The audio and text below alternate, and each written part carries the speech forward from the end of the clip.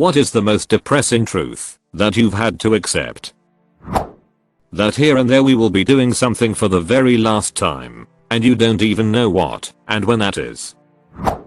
That good doesn't always win. Having right on your side doesn't mean you'll have the support you need. So Lannister, now you see that evil will always triumph because good is dumb. Dark helmet. Spaceballs. Sometimes you're the annoying person everyone hates. That one person I wanted to help and couldn't isn't going to change anytime soon. If ever, I have to accept that I can't help them and let them go. Meaningful change can't occur until that person wants it themselves. I'm sorry for what you and that person might be going through. I may not understand your situation fully, but I hope that it all ends in a way that might be best for both of you. That a few dozen people can destroy us all because they don't like each other. Wasn't World War I basically just a family feud? I think one of the leaders mentioned Grandma Victoria would have never allowed it to happen if she were still alive. King George, Kaiser Wilhelm and Tsar Nicholas were all first cousins. George and Nicholas looked so astonishingly similar that you could probably swap their uniforms in a photo and I wouldn't be able to tell. That I will never get a chance to have any of my parents' amazing cooking or have another simple conversation with them ever again. I just realized the other day I can't remember what my mom's voice sounds like. She died almost 10 years ago and her house burned down. I don't think we have any family videos left. That I don't know how to process emotions. Work. And that, even if you give it all up and lived off the grid to exit the rat race, it's still a duck load of work just to stay alive every day. Being human is taxing. I don't have any personal experience with this, but I think the person whose labor directly benefits them is probably a much happier person and work doesn't feel as much like work. Like I'm a carpenter. I'm fine with my job, but when I remodeled our kitchen, that didn't feel like work. It felt like just completing a task which would make my life better. I don't know. Just my 2 cents. Off-grid is a ton of work.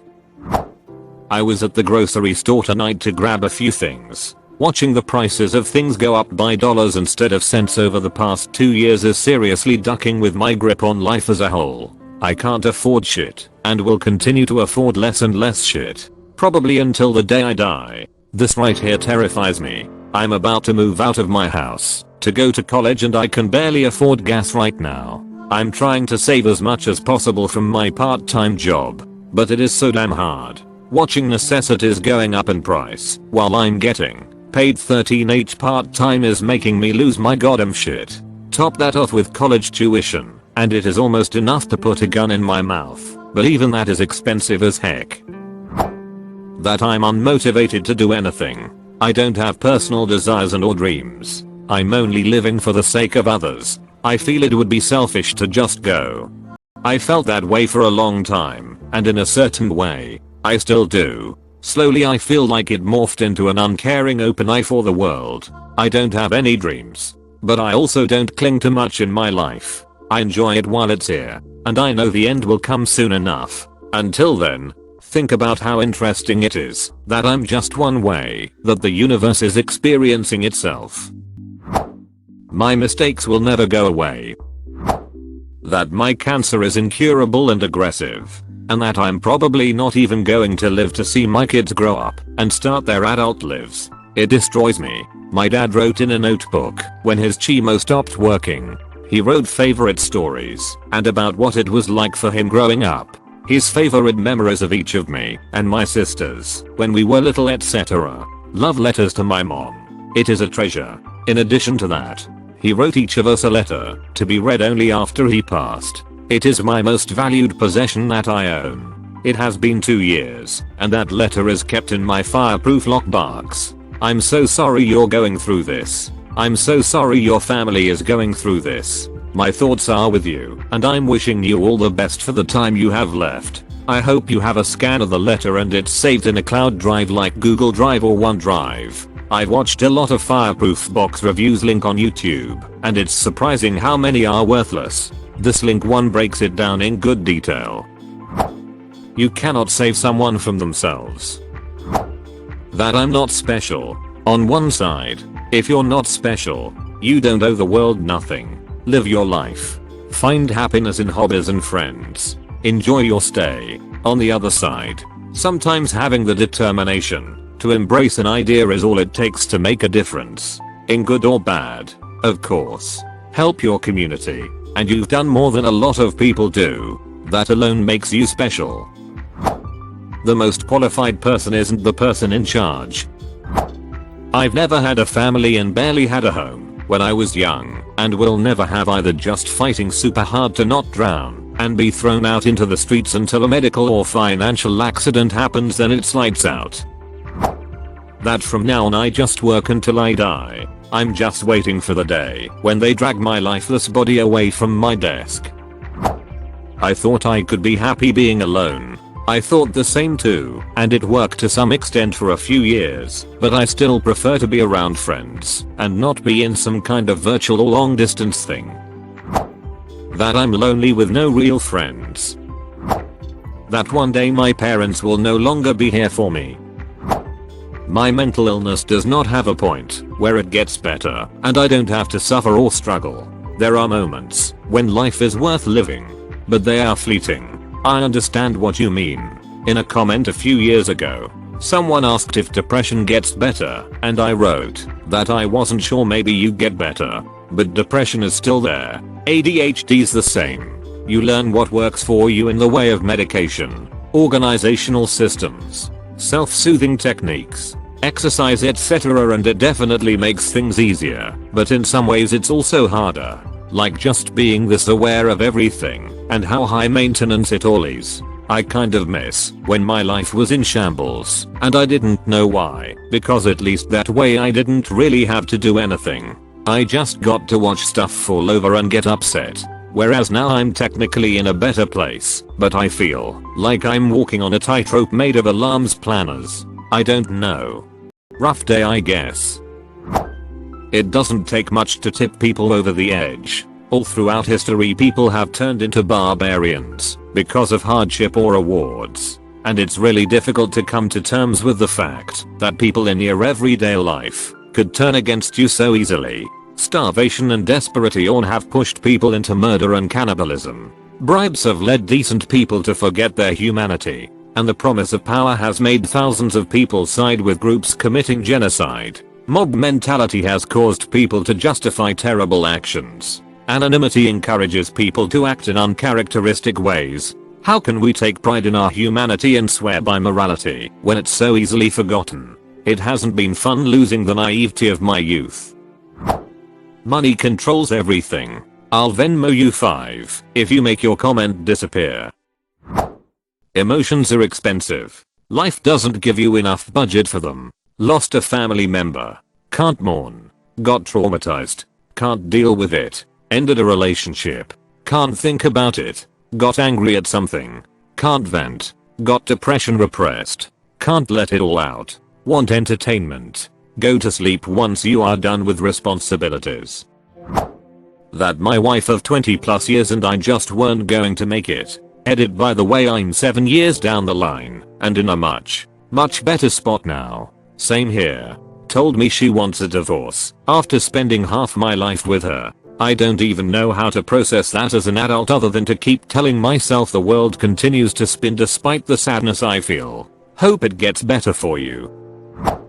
After I was diagnosed bipolar 2, I had to come to terms with the fact that I will take medication every day for the rest of my life. It's been nearly 23 years now, and it has allowed me to lead relatively happy and healthy life. With a good job and a loving wife. I will always have mental illness. I can't remember the last time I was genuinely happy. Propaganda works. That love isn't transactional. You can't make someone love you by contorting yourself to be what they say they want, or by giving everything, even when you have nothing. I was raised to think love had to be earned, and, as ducked up as that is, I liked it because it gave me control. Like, I could make people love me. Then I grew up. It doesn't feel great realizing other people will either love you or not. But it's helped me find better boundaries in terms of my own identity. So now I don't bother with relationships I can't show up authentically to. In the long run I'm sure I'll say that's a good thing. But it's been a hard pill to swallow. And realizing that I have little to no control and have had little to no control is rough. I will probably never own a home or have children, even though my childhood was spent being told that these are things all adults achieve. And I make okay money, but it's not enough to be middle class these days. If people don't look for you, it's because they don't need you in their life. My parents never loved me. They are narcissists and have personality disorders. I was always the family scapegoat, and then I left so they couldn't do the same to my kids. I recently realized a story they have told me my whole life is literally them hammering in their LB for the 2 times in my infancy I almost died. My mom said the first time she was on the phone with a friend when she found me blue and somehow got me back. I was on a home monitoring system for a year. They claimed the one night they went out I chose to give them a hard time by stopping breathing. I didn't realize that they said this so they didn't look suspicious and that they shook me. Likely my dad, because he is violent and a hair trigger. I was in occupational therapy until high school because my gross motor skills were so affected. I was told I would never write pen to paper, but I can because I worked damn hard at it. They also claimed a drunk family member threw a basketball at my face and broke my nose when I was 1. Not sure if they let a drunk guy hurt me or the more likely, my dad got made and hit me and they covered for him. Conveniently the person they said did it was someone who died when I was young, so I could never ask them. He was an alcoholic, but my mom never let me out of her sight, and my dad got annoyed at everything. How many times did they hurt me and no one helped me? Why didn't CPS ever investigate them? My mom took me to so many doctors. I'm still trying to sort out my health as an adult. I believed it was okay because my dad usually didn't hit me. He screamed in my face, pulled my hair, pushed me down the stairs a few times and spit on me. There are holes in the walls where he made it clear he was good with causing damage. My mom was worse in so many ways. She always wanted attention, and so she made me sick. I can't prove that, but I know I have been healthier without her. Her cooking was dangerous. Her lies and manipulations were worse. I was responsible for everyone else's feelings, and not allowed to have my own. I was the fixer. I had to chaperone my older sister, so I was the bad guy. I was used for free labor for my aunt and uncle's many business schemes. I was forced to be under her thumb and never do anything for myself. I cut my parents out of my life 3.5 years ago. They stalk and harass me, but my life is still better without them. My kids are happy, healthy, and safe. They are not broken by life. I celebrate them for the people they are and know their accomplishments are their own. I see how much I love them and want to protect them, and I see how little my parents did to protect me and how they actively hurt me. Not everybody ends up getting the happy ending. Edit. I went to bed last night having one karma and a novice understanding of Reddit coins, awards etc. I woke up to so many wonderful replies and my first awards ever. Wow. Also, I should have 1000% realized my word choice was less than stellar. Big oof. Not everyone gets a happy beginning or middle either. Some people exist and literally never stop feeling misery and pain. That is one of the saddest things. So many never have a chance and it's millions alive right now. Even if we work hard, we don't always get the things we deserve. Edit. You're taking it too seriously, chill. A lesson for the Juns. Grown-ups don't know what the duck they're doing, and it's a damn miracle we've even made it this far. Oh, and don't think it'll be any different when you're in charge. I guarantee you won't know what the duck you're doing either.